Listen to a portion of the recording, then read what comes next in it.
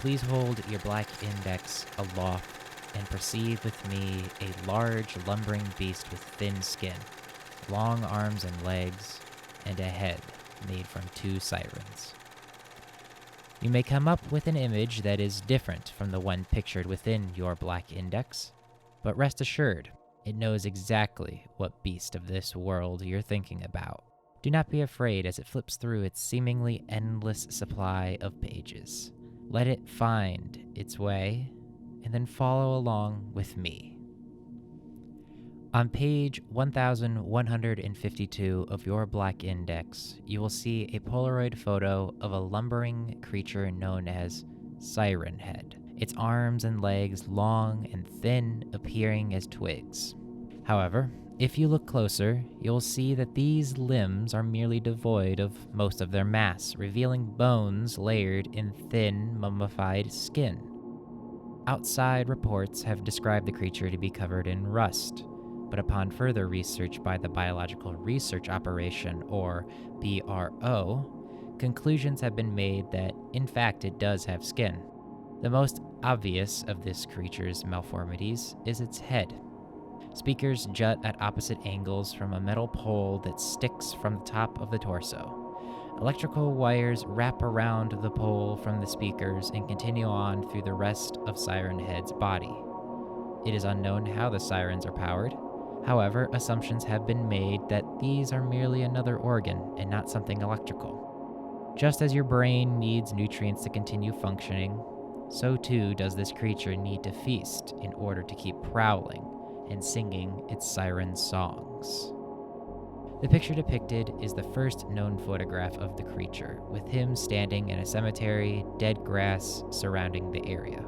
A woman by the name of came upon Siren Head one day with her husband.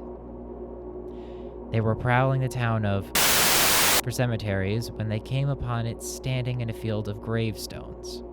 She got out from the car, fully expecting it to be some sort of art project, when Siren Head began blaring from its horns, disorienting her and her husband. The account has been reviewed by our own field researchers, and after losing 15 of them just on the streets of and in its surrounding forest, they came to the conclusion that much more dwells within that town. But indeed, Siren Head does prowl there. One researcher came upon the town's hospital where records show that on August 19th of 1994, a man and a woman were discovered as bits and pieces strewn about an old cemetery. The story of these 2 lovebirds holds true, but you may be asking yourself, where did this perspective come from? If the 2 people are dead, then where did this tale originate? Well, dear owner, perhaps you should turn the page, for this story came from the book. The book grows by day, absorbing information constantly. Your new black index merely came upon this story and made it available to your prying eyes, dear owner. Read along with me. She was on vacation with her husband, and they were scoping out graveyards on the way, as you would do, when she saw it rising out of the old cemetery, big as an old macabre telephone pole. Was this some kind of bizarre art piece the authorities hadn't gotten wise to yet? Even as she stepped out of the car, the megaphones on its head screeched to life. 9, 18, 1, child, 17, remove, vial. A buzzing, doubled voice screamed random words at her. At this point, it jerked into motion, striding down the hill towards her. This is merely a fraction of the story absorbed by the Black Index. Please continue if it interests you in your research. However, if you go back to the original page where we first met eyes with Siren Head, you'll see a plethora of references which you may follow at your own leisure. For now, we shall be looking at the top 2. Please don't hesitate to follow the books, URLs, MP3 links, geocache sites, and other such references listed next to the Siren Head Polaroid.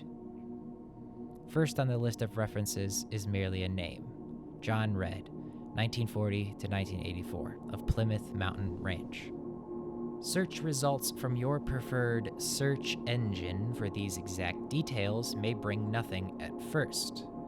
But if you are an owner of a Black Index, then clearly You are a determined sort that looks deeper than the average human into harder to solve matters, perhaps even taking the plunge into unseemly territories if only to add on to your knowledge of this lurid world.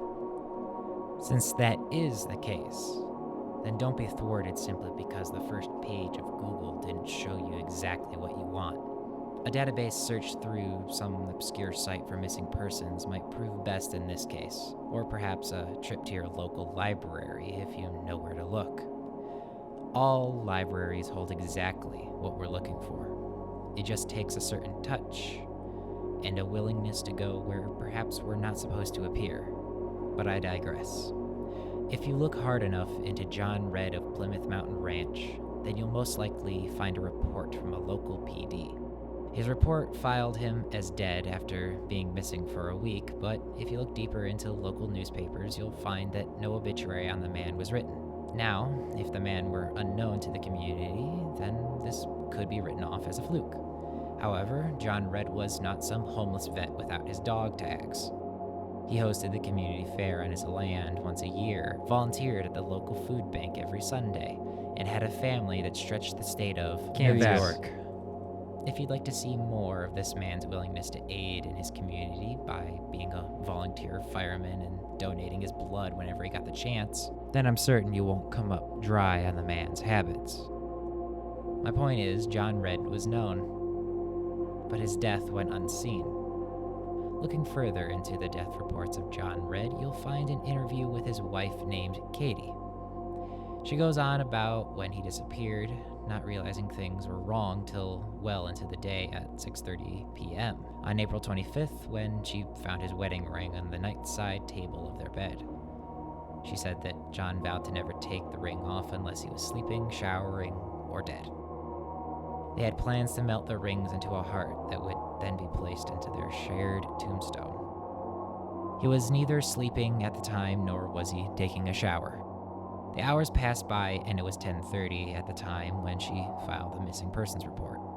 Katie continues on in the report telling the two officers that interviewed her that her husband was mumbling about something the day prior, that something was coming from the woods, how the trees shook whenever this thing appeared, and that it called to him in a soft hum of static. Katie said that she recalled the static now and again coming from the forest, but she ignored this since the woods weren't owned by them and was actually a camping ground about a half-mile out. She figured it was just some campers turning their radios on a little too high and getting just a bit too close to their land. But ever since her husband went missing, she couldn't help but listen closer and perhaps hear what John had heard. She went missing the following week. It might seem scarce in detail and have nothing to do with our mysterious creature, but know this, owner of a black index, these references are not all here to give you the full picture each time. They are here to make up one piece of a puzzle. It's up to you to put it all together. The second reference you will find is a series of letters. If you're knowledgeable, you'll see that they are actually a .onion URL. After taking the extra precautions that any regular dark web explorer would make, you'll input the URL to find a website detailing the events of a place in southern Alberta in twigs. The town is completely abandoned, with every house either burnt or caved in as if wrecking balls had rained down.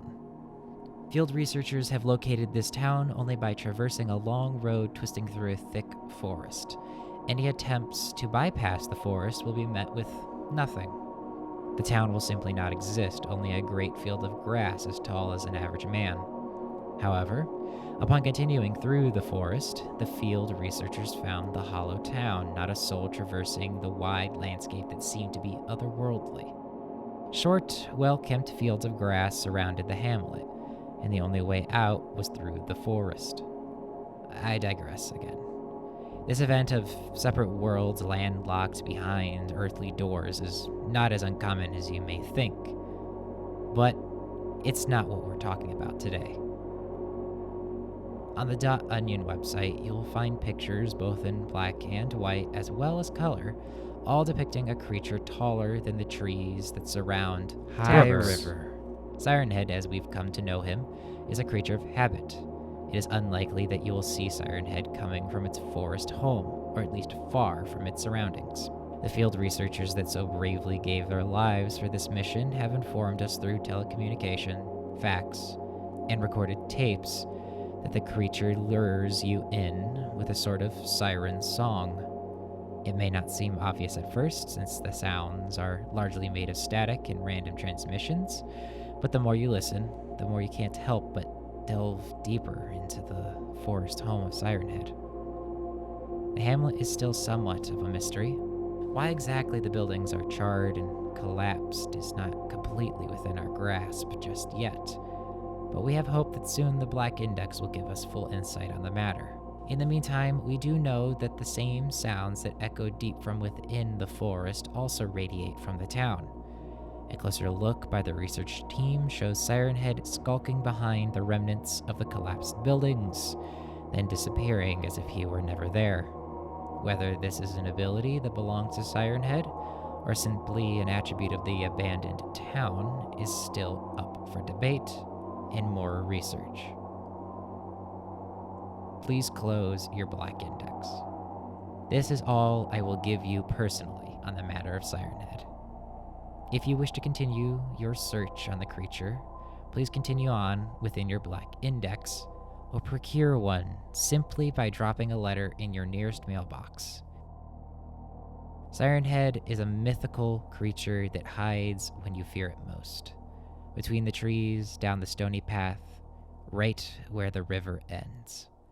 And it calls in a voice no one can ignore because its voice is all understanding, ripe for people that need it most. Don't be tricked by its flaking autumn colors. Don't be thwarted by its spindly fingers. Don't stop running if you hear the siren's call.